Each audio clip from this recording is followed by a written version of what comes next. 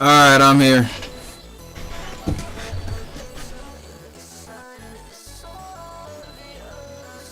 Typical seal.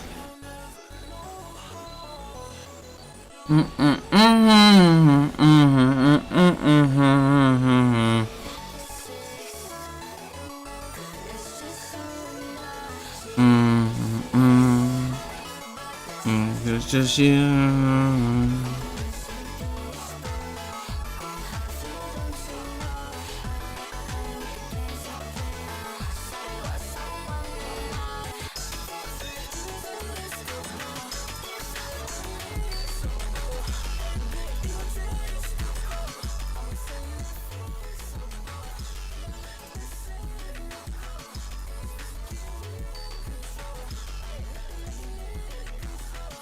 What's up? Chicken waffles.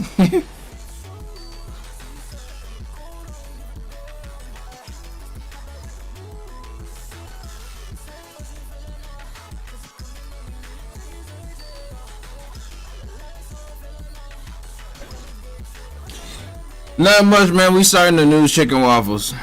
We just starting the news. That's all that is. So first of all, we kicking up the news with some Poland news.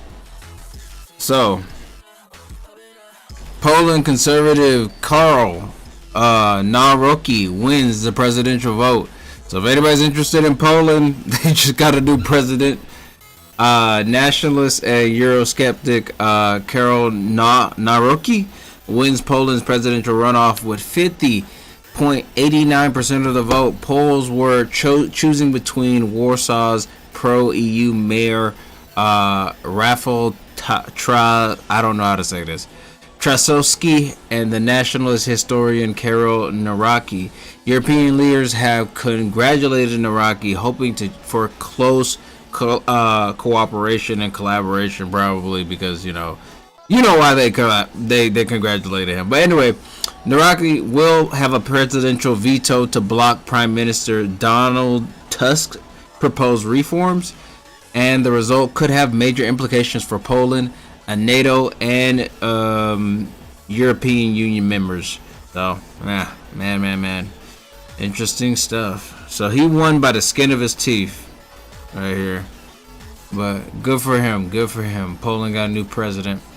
Moving on, to surprise drone attacks in airfields across Russia encapsulates Ukraine's wartime strategy. So, the covert operation was described as one for the history books by Ukraine's president. In the span of a few hours on Sunday, nearly a third of Moscow's strategic bomber fleet was destroyed or damaged with cheaply made drones sneaked into Russian territory, according to the Ukrainian officials. So it came to fruition at a time in the 3-year-old war when peace talks have failed to deliver the unconditional ceasefire alongside by, don't know what this says, and Moscow continues to launch record-breaking numbers of drone and missile barrages. Wow. Wowzers. They're launching a lot of missiles over there. Missiles on missiles on missiles, y'all. Anyway, the attack on Sunday encapsulated Ukraine's wartime strategy. Outnumbered, outgunned, and dependent on Western partners, Ukrainian military planners have sought innovative and cost-effective means to exact Russian losses, often leaning on the element of surprise. So Ukraine says 4 airfields were attacked. Zelensky said there were 117 drones used in the operation, in which 4 military airfields were attacked, resulting in the severe damage or destruction of 34% of Russian fleets of air missile carriers. Ugh. Man, this war is messy. I mean, there's a lot of stuff that they wanted to cease on, but yeah, it's just out of hand now. The attack targeted bombers used to strike Ukraine, and Ukraine says 4 airfields were attacked. The attack gives Ukraine a morale boost. The attack also gives Ukraine a morale boost at a time when peace talks have sputtered and could undermine Russian confidence that it can win war with ease.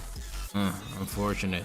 The attack is the latest to use the element of surprise. So in April 2022, Ukraine sank the Moskva, the flagship of Russia's Black Sea Fleet, after striking it with 2 Ukrainian Neptune airship missiles. The sinking marked a major Ukrainian victory in the war. In October 2022, a Ukrainian attack damaged the Kerch Bridge, which links Russia to Moscow's annexed Crimea. The bridge, which holds important strategic and symbolic value, was hit again in July 2023.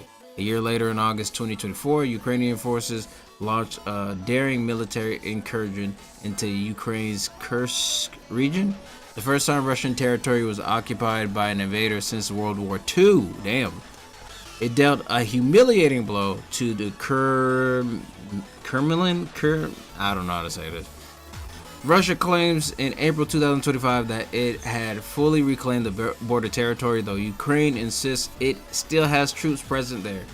Okay, so they're just striking back here, which I don't know. I mean, Russia's being a big bully, you know. So, live updates: Colorado attacker is in the U.S. illegally. Homeland Security Department says. So what the hell? Hold on a second. Let's play. Gotta play something. I want to do Ouija. Ouija? Yeah.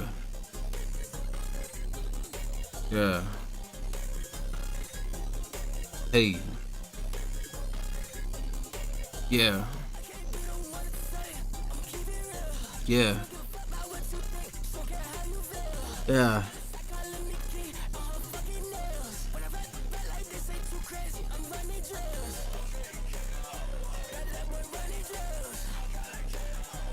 Okay. The suspect is an Egyptian citizen who stayed in the United States after his tourist visa expired in 2023, an official said.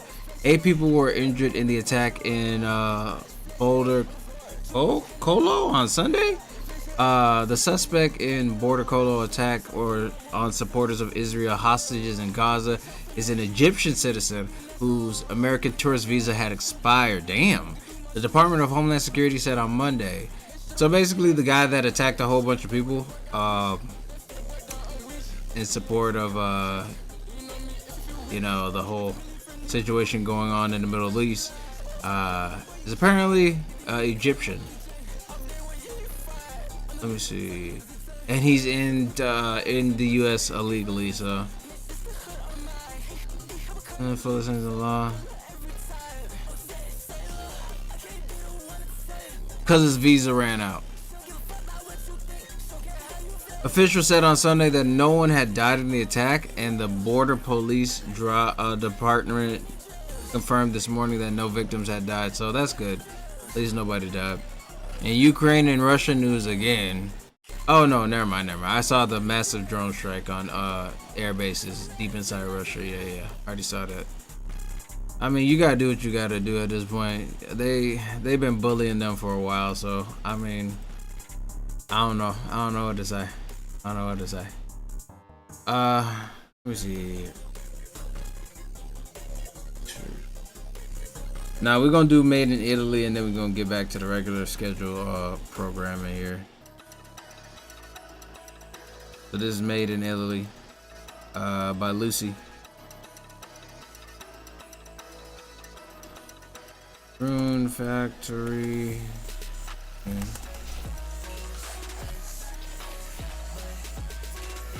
Body. Body.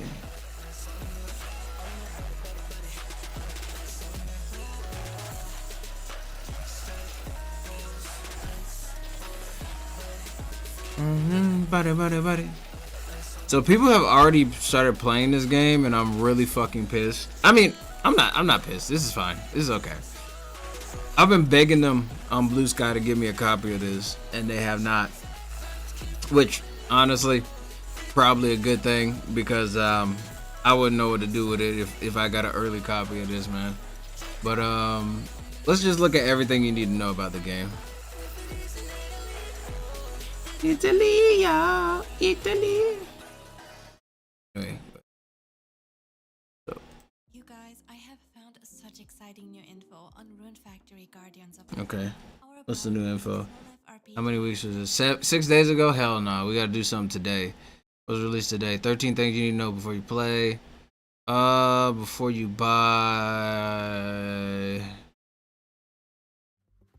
This game is a spin-off that takes the series 3 minutes is good. 3 minutes short and sweet.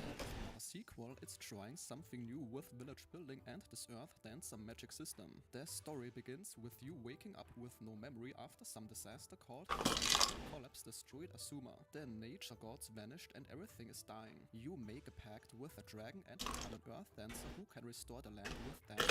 You pick between two characters. You restore the land with dance magic. Anytime. In this game you are rebuilding entire villages, not just farming. The game has 4 seasonal villages to restore. Spring, summer, autumn and winter. You can build shops, inns, hot springs, armories, whatever you want. Each village has its own special buildings too. The game allows you to build from third person or top down perspective. Ooh. Even boost your character stats. Your villagers actually help out with things like harvesting and gathering materials, but Good. only if you want them to. Each person has different personalities and skills. That means some are better at blacksmithing, others at running shops. You track population, happiness and daily profits across your villages. Farming is unfortunately a bit simpler than the main games but still has variety and quite a few different crops. Since each village stays the same season all year, there is no yearly planning needed. You can place farm plots anywhere you want. Combat lets you form parties of 6 total. That includes 3 main members and 3 sub-members. There are 5 weapon types: one-handed swords, two-handed swords, dual swords, bows and talismans. The ranged weapons are big I wonder what you could do with talismans. enemies, which helps with flying monsters. You explore floating islands on Dragonback, finding shrines and frog statues with recipes. The game's romance system is actually massive. 16 characters including same-sex options. 6 of them are actual gods. Ooh, you have same-sex options in this Rune Factory. Returning from a previous game, and there's even an antagonist. It's Pride Month. The 2 main characters can marry each other too. But this is like a Japanese game. The system is supposedly the most It's like a Japanese game. You can It's a big, include different yeah, that's a big thing. actions like hugging. Also, their romance system, they make it so you can romance like multiple people at one time. So like, From parents. pretty cool. Features Other games don't work like that. Villagers live on your ranch and produce items like milk and eggs. There's fishing with a full and This is that Rune Factory game that I was telling you about. fires. And you can craft weapons, armor, medicine at pharmacies, and village infrastructure. Each of the seasonal villages has specific festivals and Is this out right now? Hold on a second. wish plates where you fulfill villager requests for It's out right now. Let me see. This better not be out right now. Rune Factory. The game is trying You better get an early copy or some shit. Yeah, it's not out. It's not out. It doesn't come out until the 5th. stuff. Their story basically provides the framework and various feature unlocks, but the day-to-day gameplay is up to you. And that sentence concludes today's video. If your time was respected, a like or comment is very much appreciated. I liked it. You got to the point. He made it very easy and nice to understand the game. But yeah, there's the game. Everybody got it except fucking me. So yeah, good for everybody else. All right, moving on though. Can I see this? Oh, okay. 1 second. Boop, boop. So Persona got a new oh.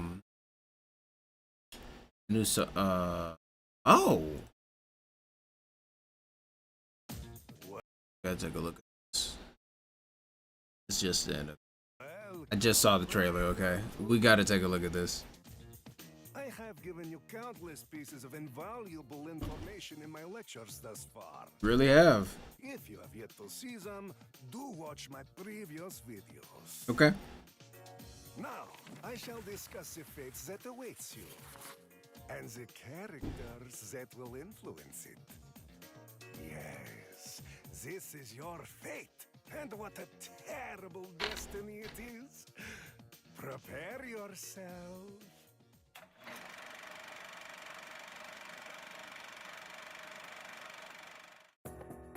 The story begins when the protagonist overcomes a dangerous trial and assumes the name of Raido Kuzunoha the 14th. Raido leaves the Kuzunoha village where he was born and raised, and accompanied by his mentor, a black cat named Goto, Oh, for the capital. the black cat named Goto. It doesn't turn into a bad bitch named Yoroichi though, so that's unfortunate. Capital from demons. Or maybe it does. I don't know. I haven't played this game. Devil Summoner Raido Kuzunoha. One day, the agency receives an unusual request. The client is Kaya Daidoji, the young heiress and only child of the esteemed Daidoji family. Kaya asks to be killed, but before getting the chance to explain, she is suddenly kidnapped by a group of red-clad soldiers possessing inhuman strength. As Raido searches for Kaya's whereabouts, his investigation will take him all over the capital. At times, you will travel by streetcar.